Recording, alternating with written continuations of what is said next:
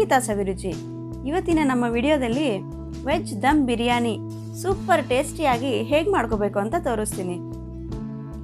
ಉದ್ರುದ್ರಾಗಿ ತುಂಬ ಟೇಸ್ಟಿಯಾಗಿ ಮನೆಯಲ್ಲೇ ತುಂಬ ಈಸಿಯಾಗಿ ಹೇಗೆ ಮಾಡಬೇಕು ಅಂತ ನಾನು ತೋರಿಸ್ತೀನಿ. ನಾನು ಹೇಳೋ ಮೆಜರ್ಮೆಂಟ್ಸಲ್ಲಿ ಮಾಡಿ ತುಂಬ ಪರ್ಫೆಕ್ಟಾಗಿ ಬರುತ್ತೆ, ತುಂಬ ಟೇಸ್ಟಿಯಾಗಿರುತ್ತೆ.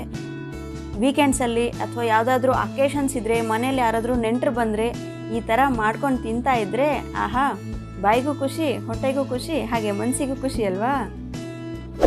ಈ ವಿಡಿಯೋ ನೋಡೋಕ್ಕಿಂತ ಮುಂಚೆ ನೀವಿನ್ನೂ ನನ್ನ ಚಾನಲ್ ಸಬ್ಸ್ಕ್ರೈಬ್ ಮಾಡ್ಕೊಂಡಿಲ್ಲ ಅಂದರೆ ಬೇಗ ಸಬ್ಸ್ಕ್ರೈಬ್ ಮಾಡಿಕೊಂಡು ಬೆಲ್ ಐಕನ್ನ ಕ್ಲಿಕ್ ಮಾಡ್ಕೊಳ್ಳಿ. ನಾನು ಹಾಕೋ ಎಲ್ಲ ವೀಡಿಯೋಸು ನಿಮಗೆ ನೋಟಿಫಿಕೇಷನ್ ಬರುತ್ತೆ. ಈಗ ತಡ ಮಾಡ್ದಂಗೆ ಈ ವೆಜ್ ದಮ್ ಬಿರಿಯಾನಿ ಮಾಡೋ ಪ್ರೋಸೆಸ್ ಹೇಗೆ ಅಂತ ನೋಡ್ಕೊಂಡು ಬಂದುಬಿಡೋಣವಾ. ನೋಡಿ, ನಾನು 3 ಈರುಳ್ಳಿನ ಈ ಥರ ಉದ್ದುದ್ದಕ್ಕೆ ತೆಳ್ಳಗೆ ಕಟ್ ಮಾಡ್ಕೊಂಡಿದ್ದೀನಿ. ಆನಿಯನ್ನ ಅರ್ಧ ಮಾಡಿಬಿಟ್ಟು ಅಡ್ಡ ಇಟ್ಕೊಂಡು ತೆಳ್ಳಗೆ ಸ್ಲೈಸಸ್ ಕಟ್ ಮಾಡಿಕೊಂಡ್ರೆ ಈ ಥರ ಬರುತ್ತೆ. ಉದ್ದುದ್ದ ತೆಳ್ಳಗೆ ಈ ಥರ ಕಟ್ ಮಾಡಿಕೊಂಡು ಇದನ್ನೆಲ್ಲ ಡೀಪ್ ಫ್ರೈ ಮಾಡ್ಕೋಬೇಕು. ಈ ಆನಿಯನ್ಸ್ ಎಲ್ಲ ಚೆನ್ನಾಗಿ ಡೀಪ್ ಫ್ರೈ ಮಾಡ್ಕೋಬೇಕು. ಇದೇ ತುಂಬ ಟೇಸ್ಟ್ ಕೊಡುತ್ತೆ ಬಿರಿಯಾನಿಯಲ್ಲಿ. ಈ ಆನಿಯನ್ಸ್ನ ಪರ್ಫೆಕ್ಟಾಗಿ ಮಾಡ್ಕೋಬೇಕು. ಜಾಸ್ತಿ ಫ್ರೈ ಮಾಡಿಕೊಂಡ್ರೆ ಕಹಿ ಆಗಿಬಿಡುತ್ತೆ, ಕಡಿಮೆ ಫ್ರೈ ಮಾಡಿಕೊಂಡ್ರೆ ಕ್ರಿಸ್ಪಿಯಾಗೇ ಬರೋದಿಲ್ಲ. ಹಾಗಾಗಿ ಕರೆಕ್ಟಾಗಿ ಮಾಡ್ಕೋಬೇಕು. ಕರೆಕ್ಟಾಗಿ ಬ್ರೌನ್ ಕಲರಲ್ಲಿ ಟರ್ನ್ ಆಗೋವರೆಗೂ ಫ್ರೈ ಮಾಡ್ಕೋಬೇಕು. ಸ್ವಲ್ಪ ಮಧ್ಯ ಮಧ್ಯ ಈ ಥರ ಕಲಿಸ್ಕೊತ ಫ್ರೈ ಮಾಡ್ಕೊಳ್ಳಿ.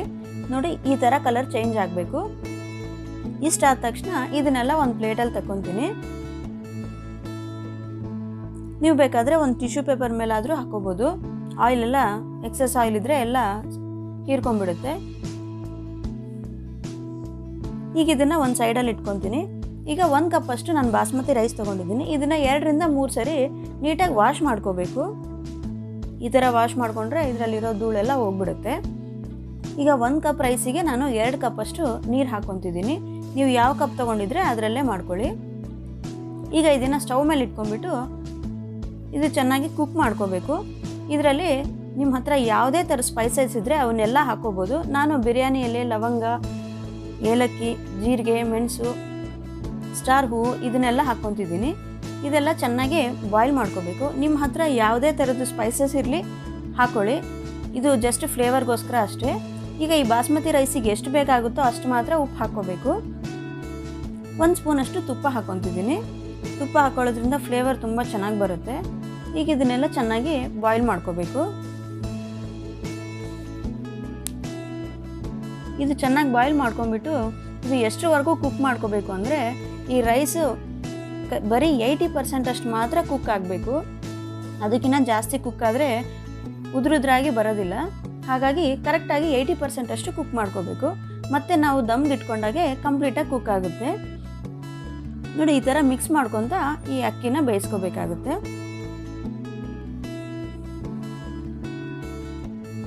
ನೋಡಿ, ಒಂದು 80% ಅಷ್ಟು ಕುಕ್ ಆಗೋದಂದರೆ ಸ್ವಲ್ಪ ಈ ಥರ ಕಟ್ ಮಾಡಿ ನೋಡ್ಕೊಳ್ಳಿ. ಸ್ವಲ್ಪ ಜಾಸ್ತಿ ಪ್ರೆಸ್ ಮಾಡಿದ್ರೇ ಕಟ್ ಆಗೋದು. ಈಗ ಇದನ್ನೆಲ್ಲ ಒಂದು ಸ್ಟ್ರೈನರಲ್ಲಿ ಇಟ್ಕೊಂಡ್ಬಿಟ್ಟು ಸ್ಟ್ರೈನ್ ಮಾಡ್ಕೊತೀನಿ. ಈ ಥರ ಮಾಡ್ಕೊಂಡ್ಮೇಲೆ ಇಮಿಡಿಯೇಟಾಗಿ ತಣ್ಣೀರು ಹಾಕ್ಬಿಡ್ಬೇಕು. ತಣ್ಣೀರು ಹಾಕೊಳ್ಳೋದ್ರಿಂದ ಇದರಲ್ಲಿರೋ ಎಕ್ಸ್ಟ್ರಾ ಸ್ಟಾರ್ಚ್ ಎಲ್ಲ ಹೋಗ್ಬಿಟ್ಟು ಉದ್ರುದ್ರಾಗಿ ಬರುತ್ತೆ ಬಿರಿಯಾನಿ. ಈಗ ಇದನ್ನು ಒಂದು ಸೈಡಲ್ಲಿ ಇಟ್ಕೊತೀನಿ. ಈಗ ಇದಕ್ಕೆ ಕರ್ರಿ ರೆಡಿ ಮಾಡ್ಕೋಬೇಕು. ಒಂದು ಪ್ಯಾನಲ್ಲಿ 2 ಸ್ಪೂನಷ್ಟು ತುಪ್ಪ ಹಾಕ್ಕೊತಿದ್ದೀನಿ. ಈ ತುಪ್ಪ ಎಲ್ಲ ಸ್ವಲ್ಪ ಕರಗಿದ ಮೇಲೆ ಈಗ ಇದಕ್ಕೂ ನಿಮ್ಮ ಹತ್ರ ಯಾವುದೇ ಥರ ಸ್ಪೈಸಸ್ ಇದ್ದರೆ ಅದನ್ನೆಲ್ಲ ಹಾಕ್ಕೋಬೋದು. ನಾನು ಫಸ್ಟ್ ಅಕ್ಕಿಯಲ್ಲಿ ಹಾಕ್ಕೊಂಡಿರೋ ಎಲ್ಲ ಸ್ಪೈಸಸ್ಸು ಅಷ್ಟೇ ಹಾಕ್ಕೊಂಡಿದ್ದೀನಿ. ಇದನ್ನು ಅಷ್ಟೇ, ಸ್ವಲ್ಪ ಫ್ಲೇವರ್ಗೋಸ್ಕರ ಅಷ್ಟೇ ಇದು.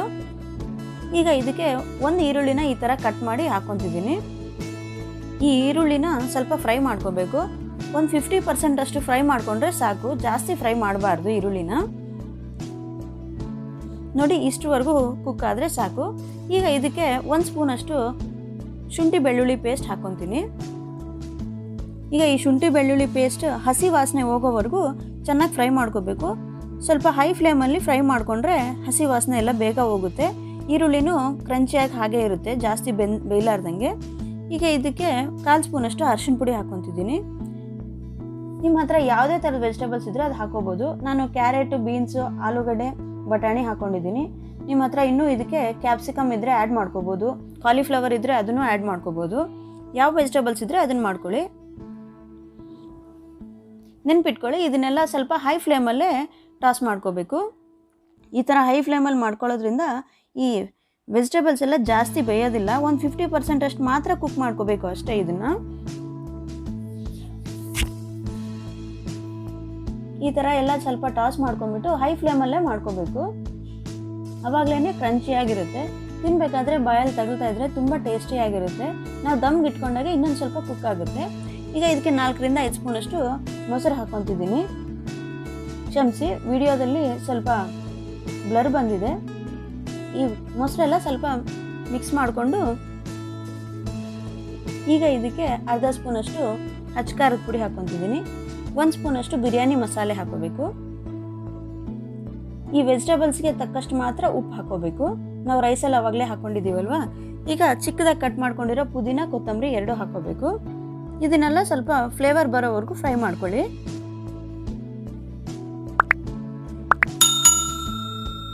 ಈ ಉಪ್ಪು ಖಾರ ಎಲ್ಲ ಸ್ವಲ್ಪ ಈ ತುಪ್ಪದಲ್ಲಿ ಫ್ರೈ ಆಗಬೇಕು. ಆ ಥರ ಫ್ರೈ ಮಾಡಿಕೊಂಡ್ರೆ ಫ್ಲೇವರ್ ತುಂಬ ಚೆನ್ನಾಗಿ ಬರುತ್ತೆ.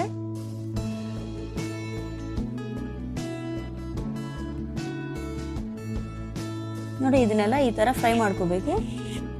ಈಗ ಇದಕ್ಕೆ ಒಂದು ಗ್ಲಾಸ್ ಅಷ್ಟು ನೀರು ಹಾಕ್ಕೊತಿದ್ದೀನಿ. ನೀರು ಹಾಕ್ಕೊಂಡು ಸ್ವಲ್ಪ ಕುದಿಸ್ಕೋಬೇಕು. ಆವಾಗಲೇ ಗ್ರೇವಿ ರೆಡಿ ಆಗುತ್ತೆ.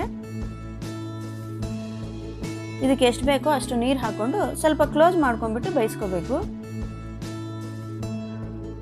ಇದೆಲ್ಲ ಸ್ವಲ್ಪ ಮಿಕ್ಸ್ ಮಾಡ್ಕೊಂಡ್ಬಿಟ್ಟು ಕ್ಲೋಸ್ ಮಾಡಿ ಬೇಯಿಸ್ಕೊತೀನಿ.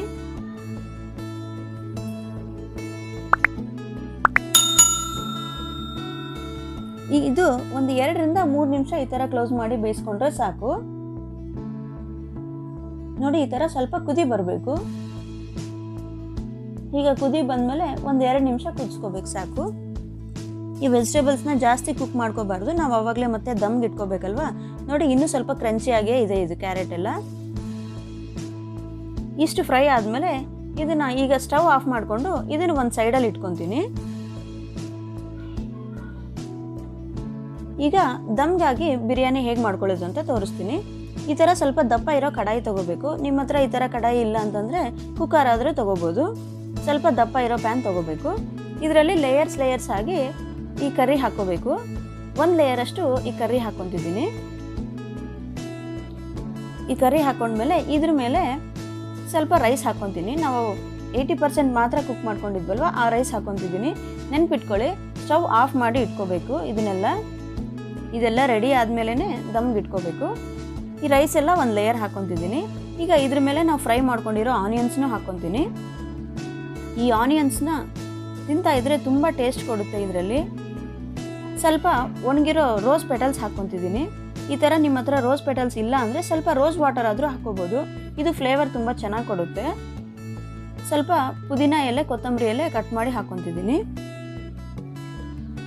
ನಾನು ಕುಂಕುಮಪುನ ಈ ಥರ ನೀರಲ್ಲಿ ನೆನೆಸಿಟ್ಕೊಂಡಿದ್ದೆ. ಸ್ವಲ್ಪ ಅರಿಶಿನ ಪುಡಿ ಹಾಕ್ಕೊಂಡಿದ್ದೀನಿ.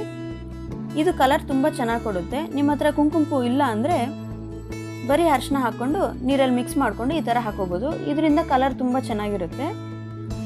ನೋಡಿ, ಸೇಮ್ ಪ್ರೋಸೆಸ್ ಇದೇ ಥರ ರಿಪೀಟ್ ಮಾಡ್ಕೋಬೇಕು.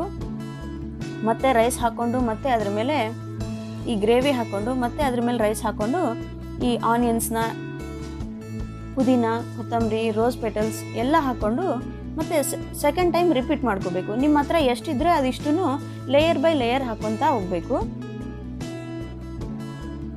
ನೆನ್ಪಿಟ್ಕೊಳ್ಳಿ, ಸ್ಟವ್ ಆಫ್ ಮಾಡ್ಕೊಂಡಿದ್ದೀನಿ. ಇದು ಎಲ್ಲ ಲೇಯರ್ ಬೈ ಲೇಯರ್ ಹಾಕೊಂಡ್ಮೇಲೆ ಸ್ಟವ್ ಆನ್ ಮಾಡಿಕೊಂಡು ಲೋ ಫ್ಲೇಮಲ್ಲಿ ದಮ್ಗೆ ಇಟ್ಕೋಬೇಕು. ನೋಡಿ, ಇದೆಲ್ಲ ಹಾಕ್ಕೊಂಡ್ಮೇಲೆ ಲಾಸ್ಟಲ್ಲಿ 1 ಸ್ಪೂನಷ್ಟು ತುಪ್ಪ ಹಾಕ್ಕೊತೀನಿ. ಈ ಥರ ತುಪ್ಪ ಹಾಕ್ಕೊಂಡ್ರೆ ಫ್ಲೇವರ್ ತುಂಬ ಚೆನ್ನಾಗಿರುತ್ತೆ. ನೋಡಿ, ಇದನ್ನೆಲ್ಲ ಈ ಥರ ಹಾಕೊಂಡ್ಬಿಟ್ಟು ಇದನ್ನು ಕ್ಲೋಸ್ ಮಾಡ್ಕೊಂಡ್ಬಿಟ್ಟು ಈಗ ಸ್ಟವ್ ಆನ್ ಮಾಡ್ಕೋಬೇಕು. ಒಂದು 10 to 15 ಮಿನಿಟ್ಸ್ ಲೋ ಫ್ಲೇಮಲ್ಲಿ ಈ ಥರ ದಮ್ಗೆ ಇಟ್ಕೋಬೇಕು. ನಿಮಗೆ ವೀಕೆಂಡ್ಸಲ್ಲಿ ಅಥವಾ ಇನ್ನು ಯಾವತ್ತಾದರೂ ಟೈಮ್ ಜಾಸ್ತಿ ಇದೆ ಅಂದಿದ್ದ ದಿವಸ ಈ ಥರ ಮಾಡ್ಕೊಳ್ಳಿ, ತುಂಬ ಟೇಸ್ಟಿಯಾಗಿರುತ್ತೆ. ನೋಡಿ, ನಾನು 12 ಮಿನಿಟ್ಸ್ ಆದಮೇಲೆ ತೆಗ್ದಿದ್ದೀನಿ. ನೋಡಿ, ಎಷ್ಟು ಚೆನ್ನಾಗಿ ಕುಕ್ ಆಗಿದೆ. ಓಪನ್ ಮಾಡಿದ ತಕ್ಷಣ ಎಷ್ಟು ಘಮ ಘಮ ಅಂತ ಸ್ಮೆಲ್ ಬರ್ತಾ ಇದೆ. ನೋಡಿ, ಎಷ್ಟು ಕಲರ್ಫುಲ್ಲಾಗಿ ತುಂಬ ಪರ್ಫೆಕ್ಟಾಗಿ ರೆಡಿ ಆಗಿದೆ. ನೋಡಿ, ಎಷ್ಟು ಈಸಿ ಅಲ್ವಾ ಈ ಬಿರಿಯಾನಿ ರೆಡಿ ಮಾಡ್ಕೊಳ್ಳೋದು. ಫ್ರೆಂಡ್ಸ್, ನೀವು ಖಂಡಿತ ಮನೇಲಿ ಈ ಥರ ಟ್ರೈ ಮಾಡಿಬಿಟ್ಟು ಹೇಗೆ ಬಂದಿದೆ ನಿಮಗೆ ಅಂತ ನನಗೆ ಕಾಮೆಂಟಲ್ಲಿ ತಿಳಿಸಿ.